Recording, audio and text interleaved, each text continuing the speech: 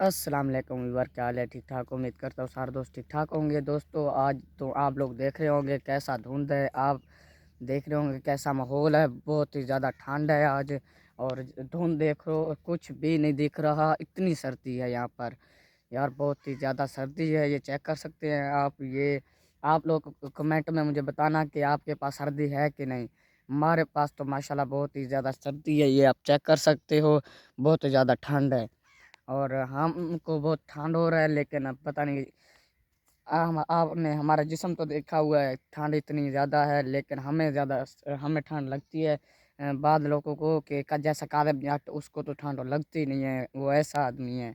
वो आप लोग ने खुद देखा है, सर्दी इतनी है। वो अकेला कैसे कैसे घूम रहा था बगैर कपड़ों के। मैंने तो जर्सी भी पहनी हुई है, फिर भी मुझे ठंड लग रही है। ये आप देख सकते हैं कितनी ठंड है, ये चेक करो। बाकी लव यू टू हो गया।